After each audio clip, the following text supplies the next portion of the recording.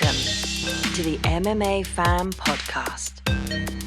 Ladies and gentlemen, I give you Stu and Blake. Hello and welcome to the MMA Fan Podcast. This is a kind of little bonus episode, really. Just looking back over the events that took place in the UFC this weekend. Doing that with me always, Blake Harrison. All right? Hello, mate. How are you? I'm all right. Not too bad. You've gone a bit rogue with your background. What's going on there? Yeah, we're not being twins today with the brick wall. I keep thinking that the light in the room that I record in is pretty shocking. So I've tried to move everything in front of a window. Yeah. And no, I know what you're going to say, and you're going to tell me I'm a douchebag because I'm sat in front of some award shit. Weren't even going to mention them. No, yeah, of course you won't. Yeah. So Yeah, that's it. I mean, nice open window. Open window, natural light. I think it looks a bit better. Absolutely. Let's not talk about them awards that are behind you. No, there's no point even mentioning them. What's the little tractor? Is that from Bob the Builder? Oh yeah. Some people may not know. I played scoop on Bob the Builder for a bit. So they gave me a little scoop. If you're just listening to this on a podcast, this is just fucking boring. No, but if you want to go over to YouTube, you can look at his fucking BAFTA. Is that a little enemy award next to that with a middle finger? Little enemy award, yes, and comedy. Look at you awards. trying to make out you was a cool enemy guy. Yeah, no, I had no fucking clue. Just because it run like a TV show thing for the in-betweeners. I'll tell you what I do like though, and I will highlight this because a fan made this. Right. There's one of those little Funko Pop things, but in-betweeners one. Oh, that's cool, so cool. So yeah, there you go. There's that. So yeah, shall we carry on? I can talk you through all my DVDs if you want. You know, there's we're good. We're good. We're good. Do you know what? Right. Yeah. Everyone that I've ever done podcasts with always has some sort of award, right? So on one of my other podcasts, I was moaning about the fact that I never had an award. I've never won anything, right? So I have this one. What's that? Was it neediest? For those listening to the podcast, can you please say what the award is for? It's the neediest cunt award because I always wanted an award. So yeah, it's refashioned one that looks like it's for fly fishing or something. But I thought it was like a cowboy with like a lasso or something. No, it's quite a weird little thing. But refashioned. It was actually it was the world's greatest angler presented to M. Plunkett in 1986, refashioned to Stu Whiffin Neediest Cunt Award. There you go. There you go. So now that we've got all our awards out of the way, this, as you mentioned, is sort of a little bonus episode, only because we've had some slight kind of controversy over this weekend's flyweight main event at the UFC Fight Night between Kai Kara-France and Amir Albazi. Lots of people are shouting and moaning about the judging and about how they've scored it, and they believe that despite the fact that Amir Albazi won by decision, I believe it was a split decision. Yeah. They believe that that Kai Kara-France won and that it was clear as day, and then moany. Do we want to talk about that, or do we want to quickly talk through some of the other moments on the card and then get really into the Amir Albazi Kai Kara-France thing? Sure. I mean, I've not got the full card in front of me. I don't know if you have, but there was a few scraps on there that I really enjoyed. And I did really enjoy the Kai Kara-France fight, but we'll get onto that. Yeah, I mean, I thought Caceres versus Pineda was amazing. It did win fight of the night. I thought that third round in particular, the way that, I mean, credit to Pineda for withstanding all those body shots, but Caceres in with some mean kicks to the body, some punches as well. And I thought he looked absolutely fantastic. And then, right at the end of, I think it was round 3, Pineda comes back with a big overhand and kind of knocks down Caceres. It was an absolutely cracking fight. If you haven't seen it yet, Caceres Pineda, which I believe was the co-main of it was. Saturday's card. It's worth a watch, particularly that third round. It's a really fun round.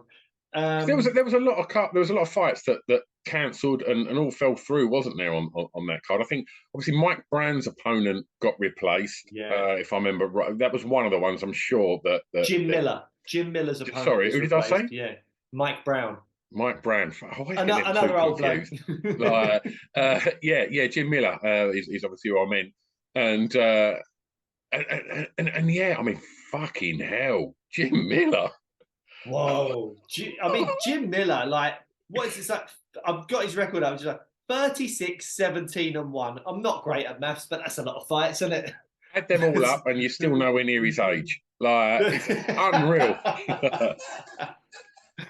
But phenomenal stuff. And one of his goals is, I believe I'm right in saying this, he fought at UFC 100. He fought at UFC 200, and his aim is to fight at UFC 300, which I believe will be around this time, maybe a bit later next year. Yeah. That is quality, isn't it? Yeah. To say you fought at UFC 100, 200, and 300, I really hope it happens. And he even said he'll move up to welterweight to fight if he can get just a really quality fight. And we've heard a bit about Matt Brown tying the knockouts, or is he now tied with Derek Lewis? I think so. Yeah, tied with Derek Lewis. So I mean, the greatest knockout artist of all time. I'll potentially, if he gets another win before Derek Lewis does, against a guy with second most finishes in the UFC with 17. That's Jim Miller, and 25 UFC wins overall, 42 UFC fights. So I think 25 UFC wins and 42 UFC fights overall. I think they're both the top records. Yeah, which is amazing, isn't it? The Matt Brown fight's great. He did say in that post fight, basically, I'm not one for calling people out, but I'd really like to fight the people that that I've been watching for years, that inspire me and things like that. So he's obviously looking for the kind of veterans and the and the kind of golden fights, really. And fucking hell, Sean Shelby should start throwing something like that his way, because giving him obviously the fight fell through, and he was this guy was brought in, and it was his UFC debut, and I mean, and that's an unfortunate debut. But he was KO'd in seconds, wasn't he? And it was a bad one. Yeah. Was it 9 seconds or something like that? Like, I mean, it just goes to show, even with age, there's levels to this. Yeah, absolutely. But yeah, give him some like I said, Matt Brown. What a fucking great fight that'd be. Like, man. I heard someone. I think it was. I heard Mike Heck, who's a journalist I follow on Twitter and stuff, and I listen to some of his stuff every now and again. He was saying, "What if they brought Nick Diaz back?" Yeah, boy. But that'd be fun as well. So that could be a really fun pick. Another kind of maybe feel good story of the night was Tim Elliott. Because are you aware of Are you aware of the Tim Elliott stuff that's gone on recently on his Twitter and all of that? No, I love Tim Elliott, by the way. Tim Elliott put out on Twitter only like a month or so ago about a picture. I mean, the way it was done, I was like, I'm not sure if this is the right way to go about it, Tim. But I don't know how he's feeling. So however he wants to deal with it is down to him. But what happened was Tim Elliott put out on Twitter a picture of him on his wedding day next to his now wife, who was with his daughter, and I'm assuming like an usher or best man or something like that in the background. And he put out a tweet saying, "This woman, my wife, I've just found out she's been shagging my my best man, and they were even together on our wedding night." So I mean, whether you think that is the right thing to do to put that out on Twitter or not, that's down to the individual. I think it's safe to say your head will be upside down when you find out news like that, betrayed by your wife and your best friend. I mean, fuck me, who would cheat on someone with a fucking UFC fighter's wife? I mean, that's dangerous, right?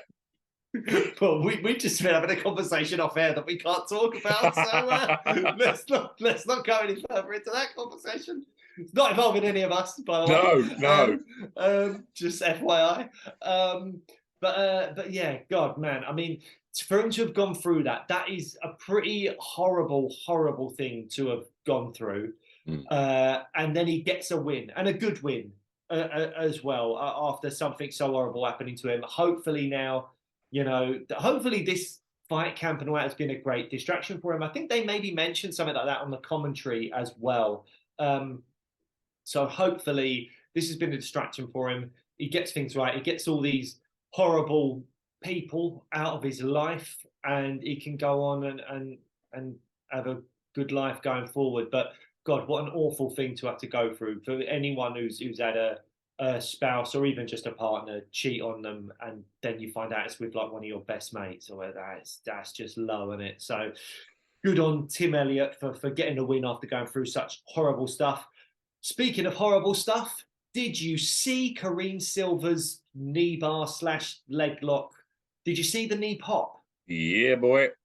Oh no! I was just like, my wife just kind of like ran in the room because I was going, oh no, oh God, no, oh! It was horrible to watch. Just seeing the of the knee go, but Karine Silva looks decent. I mean, she did that very, very quickly and just seemed to be able to get into that position with ease.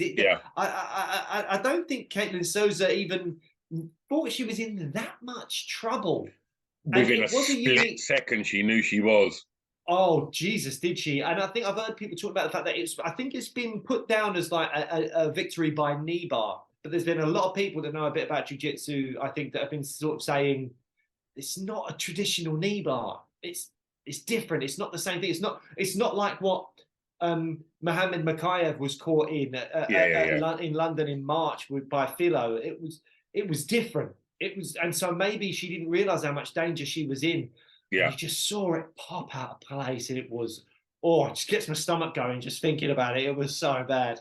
But Karine Silva looks really tasty. I'll tell you who had a bad night in the office, Mr. Andrei. And up until then, in fairness, I mean, we spoke about this briefly earlier, and you said, he had been looking good in recent fights. And he was looking good. And you could tell that he's adapted his fight style. His footwork was really good, and he was obviously just trying to fight more at range and really pick his shots, because he's had some horrible knockouts, and as much as he was I guess establishing that jab a little bit and was looking half decent, when the shots landed, it was just good night. And yeah, I don't know. I know. You referenced that, the recent sort of fights that he's had, but for me, I mean, I don't know how old Arlovski is now. 44, I think. 44. I think he is. I mean, the guy's, if he's not already in the Hall of Fame, surely he's got to be in there at some point. Absolute legend. And he was, when I first started watching UFC, he was very much a big part of it. And I remember him again. I wasn't like huge into it at the time, but I remember specifically like the guy with this shaggy dark hair and the fangs, gum shield, and you're like, this guy looks sick. He looks amazing. Absolutely. And so fingers crossed. He didn't pick up too many injuries out of that. And personally, I'd like to see him maybe just kind of look at something else. I don't want to see Andrei Arlovski getting knocked out anymore. It's I think he's got nothing left to prove. But you happy to see him? Have his brain smashed around his skull a bit more? Don't say it like that. But no, I think he's done well. Like, he hasn't lost that many. Has he lost like 3 of his last like 8 or something like that? He's not terrible. He's doing all right. And a lot. He's no Sam Alvey. No, he's definitely who is Sam Alvey. God bless him. But yeah, no, I'd have to quickly pull up his record or whatever to see kind of where he's at the moment in terms of wins and losses and stuff. But yeah, man, I don't think of Andrei Arlovski as a guy that needs to hang up the gloves immediately. I mean, yes, he's old, and looking at it now, he has had 56 fights in his career, so he's no spring chicken. And as we've said as well, 44 years old. All right, so he's lost his last 2, but before that, he was on a 4-fight win streak. And this is all recent. This is all from 2021. So 4-fight win streak. Before that, he lost only to Tom Aspinall, 2 wins. Lost to Jairzinho Rosenstrike. You know, these are top guys that he's losing to. I mean, Marcus Rodrigo de Lima is not necessarily a top guy. And then Dontel Mays, I'm not sure is a top guy either in comparison to the likes of Rosenstrike and Tom Aspinall, obviously. As I say, 4-fight win streak after the Tom Aspinall loss. That's nothing to be sniffed at this level, especially when you're dealing with a guy that's 44 years of age. So yeah, I'm not in a hurry to see him hang up the gloves, but obviously if he decides to, it's understandable. But if he enjoys doing it, all right, fine. Let's get on to the main reason that we're doing this episode, shall we? So there was so much kind of backlash from the what the judges, how the judges scored it. And I've got obviously it was 48, 47, 48, 47, 48, 47, and 2 of those in the favour of Albazi. I've not rewatched it. I think that you have. I have. When I watched it Sunday morning, I definitely gave it to Kai Kara-France. So do you remember how you gave it to Kai Kara-France? Looking at Chris Lee's scorecard, which is the scorecard that's been most discussed, is round 4, and I have no idea how he gave round 4 to Albazi, because for me that was a clear round for Kai Kara-France. Where did you score round 4? I scored it for Kai. Yeah. But I scored the overall fight when I've watched it twice. My opinion hasn't really changed since watching it twice. If anything, I think it's just closer. But I scored the entire fight for Albazi. And so anyone that is moaning, crying robbery and all this kind of stuff about the fact that Albazi won, I just don't understand where you're coming from. Who did you give the first round to? That's that round, to me, is you could literally just go, I'll just flip a coin to decide this. Sure. Because it really could go to anyone. Yeah. It was really, really close. Could have gone either way. There was very little action in it. I think Kai landed a couple of good leg kicks. Yeah. Albazi answered back with one of them, landed a few strikes of his own.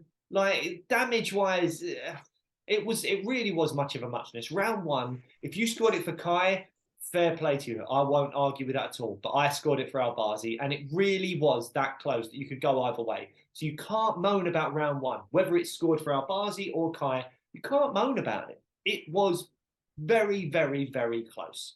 And this is ones where they could use 9-9 scorecards more often, but they don't.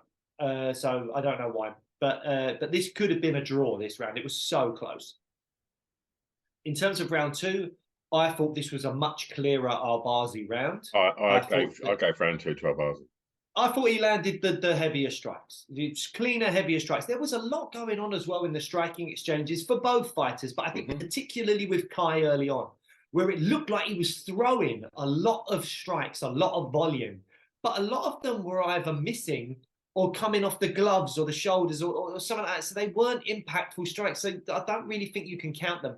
And when people refer to the statistics, particularly what the UFC are bringing up immediately during the broadcast, they're not like verified. They are kind of immediate things that we're just imagining work because, you know, the camera's at one angle and it looks like someone's head's been snapped back, but really they've just dodged out the way of it and stuff. So you can't trust the stats. The stats are not to be trusted, particularly during the broadcast.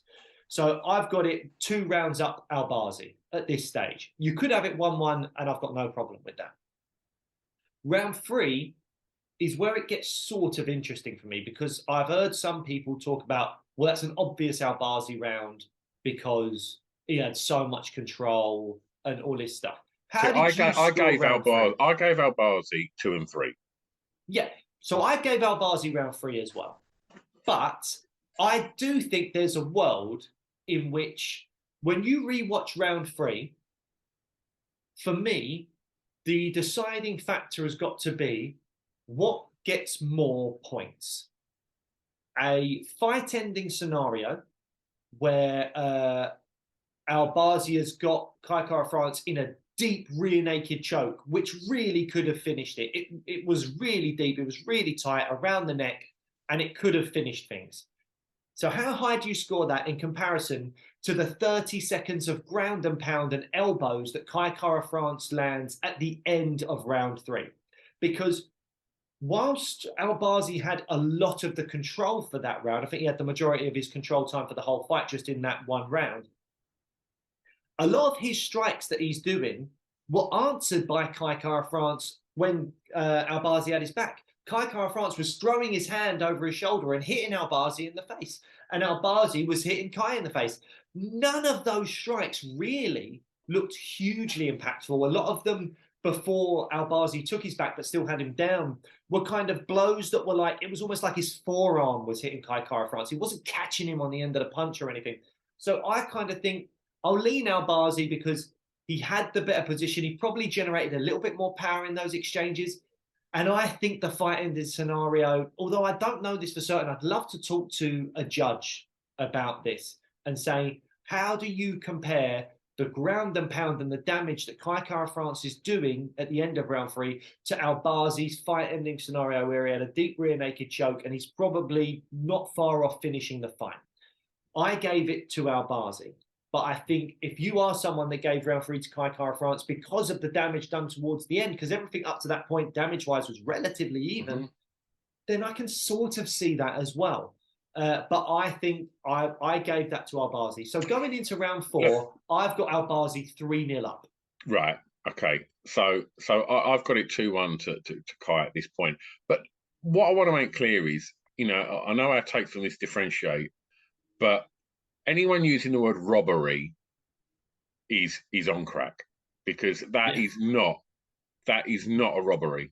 Like it's a super tight fight, this, and I do believe, it does come down to a certain round that could have gone either way. All of the stuff where people are getting really aggy about it, I don't really get it. I think it was tight. Well, I've got a theory about that, but what I just want to say is, did you have rounds 4 and rounds 5 in favour of Kai? I did. I imagine. Yeah. I thought round 4 was like possibly the clearest round. I thought round 2 was sort of clear Albazi, but it was close-ish. I thought 4 for Kai was very, very clear, and I thought 5 was likely to be a Kai round as well. So I end up doing it 1, 2, and 3 for Albazi, 4 and 5 for Kai. You've gone 1, 4, and 5 for Kai, and 2 and 3 for Albazi. Correct. So really, the only thing we're disagreeing on is round 1. And as I say, I think you can watch round 1 and then just go, I don't know, let's flip a coin. Yeah. Because it really is that close. So maybe towards the end of round 1, they had that moment where they were sort of staring at each other and Albazi tried to be cute and mirror Kai with the whole almost hands behind the back thing. And Kai did land a sort of right hand at the end of a little exchange after that. But I mean, it really wasn't much in the whole round. Round 1 was clearly a very, very close round. So you can't get upset if it goes the way you thought it did or the way you didn't think it did. Every other round we've got an agreement on. So we understand where each other's coming from with this. There's no way it's a robbery. I think we should talk about the scorecards in a minute, because I think that's where maybe a lot of people are going to get frustrated, and maybe rightfully so. But one thing I think is, if you are gambling and you are betting on these fights and things haven't gone your way and then you're moaning about it, I don't think you're impartial. And I think you are someone that has got skin in the game, and when your guy doesn't win, of course you're going to be angry about it, particularly in a very close fight that could have gone his way.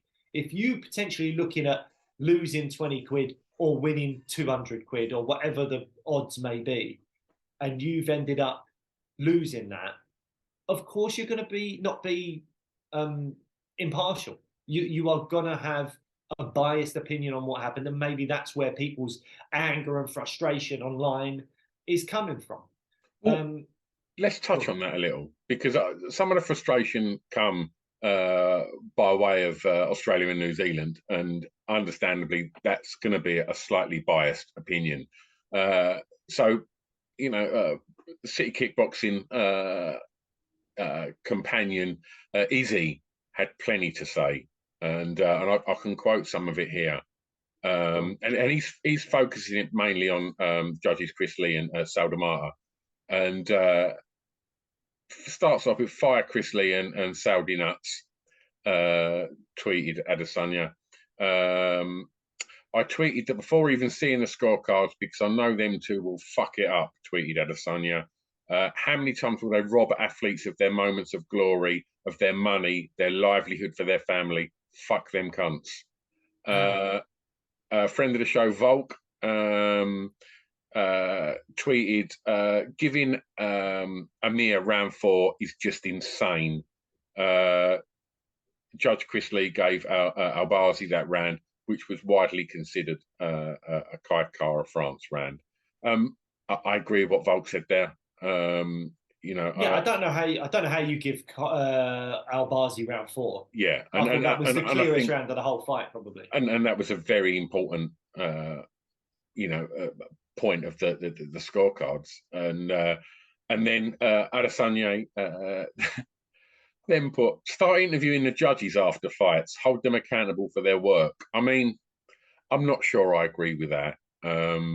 I think, you know, that's, you're not going to start interviewing referees after a football match. I think, you know, it's, I don't know. Part of me would like to see like referees and stuff interviewed afterwards, actually. But I actually think I don't know. The problem I see with that is fan bases for like either football or particularly with MMA with the judges, because the judges do have a certain amount of anonymity. And there is part of me that thinks when you are dealing with someone's livelihood, you having anonymity is maybe not 100% right, because, you know, to an extent, you should be held accountable. But I believe also that MMA fans, and maybe even some people around the fight game that are even closer to it than the fans are not necessarily to be trusted. And we only have to see recently, I know this isn't MMA, it's football, but there's a British referee. I don't follow football much anymore, but there's a British referee that refed, was it a Europa League final or something with Roma? I know Jose Mourinho was involved. And he got to the airport in Rome, and all the Roma fans were like shouting, spitting at him and his family at the airport, throwing stuff and all of that. And you're like, security had to get them out away from where they were and someone else. What's the name of the fucking manager dude? Jose Mourinho. Fucking idiot. Waited for him in a car park to abuse him. Fucking he just like sort your life out. He's a sad man. So, but I can see shit like that happening with MMA. Like I can see, like if the judges come out, then they walk down the street, and again, a bunch of people have lost money on the fight, and they're really angry about it, and they're fight fans that think they're, you know, fighters of it essentially, or something like that. Then maybe that does make those judges' lives really, really difficult. And I think I've overheard Sean Sheehan talking before. So, you know, we had him on to talk about judging and stuff like that previously. So if you haven't checked out our episode with Sean Sheehan, then maybe check that out. And he's got some great stuff on his Twitter and all that about the judging criteria. If you don't know the criteria, go and check that out, because it's very, very helpful. But Sean has mentioned that, you know, it's hard to get people to be judges. And it's kind of a thankless job in a lot of ways. I don't think they're paid loads and loads of money or anything. So getting them to then come out and have to answer to this like mob that's baying for their blood because they're so angry about a decision, is that going to make people want to go, oh, I really want to be a judge? That looks like fun, doesn't it? Well, that sounds like a terrible way to earn your living. Yeah. So I can kind of understand why you wouldn't have people come out and say that. But I do think that one of the problems is people don't understand the scoring criteria, because fans can't be bothered to look at it. And, you know, I myself, I've read the scoring criteria. I've looked at a few things. I could probably benefit from doing like one of Mark Goddard's courses or something like that he does courses on judging and stuff. And I probably should do that, particularly in the position we're in where we're talking about MMA.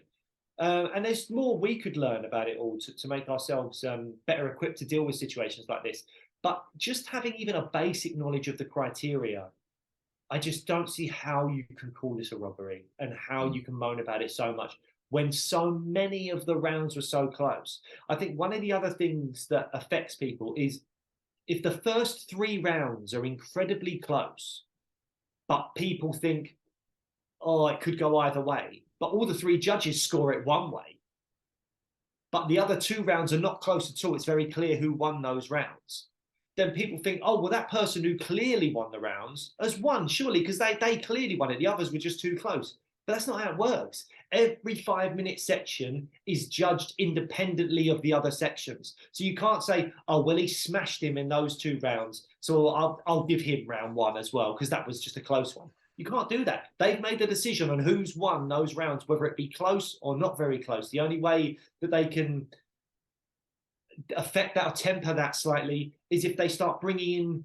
you know, more use of the 10-point must system in terms of more use of the numbers. Like, let's not go, oh, it's a 10-9 or a 10-8. Let's make there more obvious 10-7s, 10-6s. And then you can go, oh, this was a really close round, but I'm going to lean Albazi, so I'll give him 10-9. But this round was a clear Cara France round, so let's give him 10-8. And then rounds that used to be a 10-8, maybe that's a 10-7 or a 10-6. And you can implement use of those numbers a bit more. It's just, you know, so I don't know. I think there's definitely ways that 10-point must system could be played with to stronger reflect the disparities between rounds and people's varied success in those rounds. I think that could be a good thing to do, but I don't see it happening anytime soon. But yeah, so in terms of we should just also say that you know, not just the quoting Volkanizzi, there was a big outpouring of people querying that decision. One person that didn't, one person that was completely bang on and respectful was Cara France. And really, I haven't heard what he said. And yeah, just, you know, I think he said he thought he'd done enough, but he wished Albazi all the best. And what did you make of the way that Albazi kind of the post-fight speech? I thought it was a little bit too overconfident considering the performance that was just displayed, and it wasn't, you know, obviously he would have been aware that there was a lot of a lot of people that weren't on board, you know, just I know it was a pretty empty space, but I felt he didn't conduct himself in a particularly good way. It was like he just absolutely smashed him and was just calling for, you know, big names and things. I just thought, you know what, mate, I would have just dialed that back a little bit. It's very tricky, and it's when you're in there, if you've won the fight, close split decision, you're ranked 7th, the guy you fight is ranked 3rd, the guy you fight is just fought for an interim belt against the current champion. Like, you know, there's probably a lot of emotions going on, and for what they go through, the sacrifices, the weight cut and everything, I understand the thinking, you know, I didn't find his conduct bad or anything like that. I think he was calling for title shots and stuff, and, you know, shoot your shot. I don't think he's going to get a title shot off the back of this, but he might do. You never know what might happen. I suppose you've got to start putting that stuff out there. He's going to be ranked 3rd or 4th or whatever in the rankings come tomorrow or whatever it is.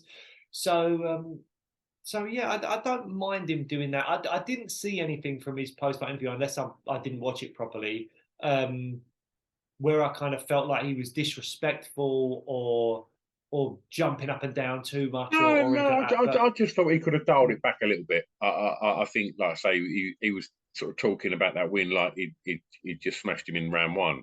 It was like, well, I don't even think you won. Like, yeah, but yeah, I think when decisions are so tight like that, I'm always in favour of the fighters that go, that was so close, you know, and just show that kind of edge of vulnerability and honesty. I quite like that. But then you don't know what they see and how many times they've been smacked in the head, you know, throughout that fight. And well, there's that as well. You know, because the other thing is, it's really hard for you to judge necessarily. I think how your fight's going. You might think you're doing better than what you actually are, all that stuff. What your corner telling you? Are they telling you you're up 3 rounds or whatever it is? So that is difficult. I mean, going back to the scorecard thing, like, did you say it was Chris Lee that gave round 4? Round 4. Yeah, I'm not looking at the scorecards. Well, I can tell you, I can pull them up, right? So Chris Lee gave rounds 2, 3, and 4 to Albazi. Saldamata gave rounds 1, 2, and 3 to Albazi, and Mike Bell gave rounds 2 and 3 to Albazi. And so there would have been quite a significant difference had Chris Lee have given round 4 to Kai. But that's what I'm saying. So, like, I mean, again, people moaning and stuff, moaning about the judges. There's 3 judges. In my opinion, I'm totally happy with 2 of those judges' scorecards. Saldi Amato 1, 2, and 3. No problem with that. Absolutely. I think you can totally say that. I agree. Then whoever the other one was, giving it to Kai overall. No problem with that. Didn't disagree with any of those rounds. Chris Lee giving Albazi round 4 is the problem for me. Yeah, I think quite. I mean, don't get me wrong. There wasn't loads of action. It wasn't clear as day, maybe, that Kai won. It wasn't like he knocked him down or landed loads of unanswered strikes. But I think Albazi was definitely slowing down, and Kai landed more. So I think the obvious thing is to give that to Kai. But again, the problem needs to be, people need to be moaning. If people want to have a moan about it, I think they should get a bit more specific and go, oh, Chris Lee and round 4. That's the problem. The problem isn't the judges. So you'd rather encourage a direct witch hunt for Chris Lee, yeah?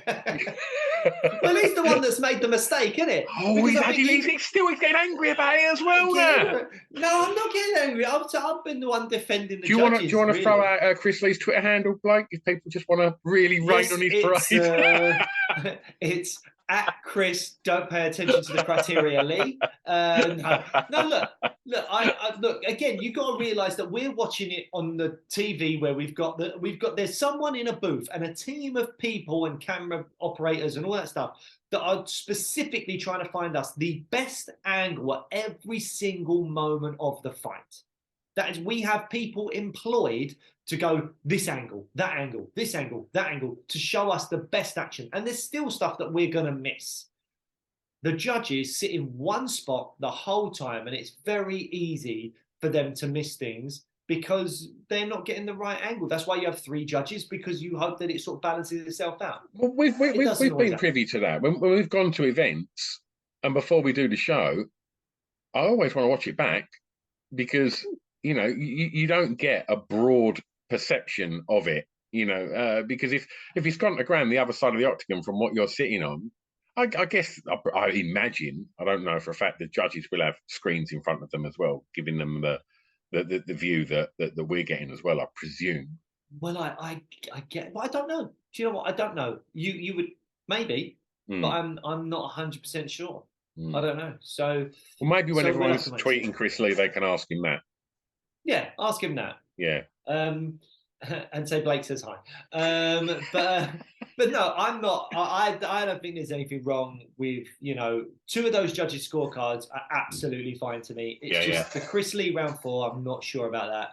But again, I think there's excuses for it. It's just difficult because you're like, well, that's someone's paycheck. And again, I don't think the wrong guy won the fight. I scored it for Albazi. But how they got to that point is clearly a little bit troublesome. So I don't know. But in terms of going forward for Albazi, as you said, he called for the title shot, which he wants in Abu Dhabi. I don't think he's going to get that. I think Moreno and Pantoja are fighting for the belt in July, as far as I'm aware. If Brandon Moreno wins, is he really going to turn around and fight again in 3 months in enemy territory? I mean, Amir Albazi is from Iraq. But as he pointed out during his post-fight interview or whatever, that I think it's like he feels like it's sort of home turf for him. Like his people will be there, all that kind of stuff. So is Brandon Moreno a champion who's been a champion for a little bit, or at least a two-time champion or whatever, been around that title for a long time, whether he be challenging for it or holding it?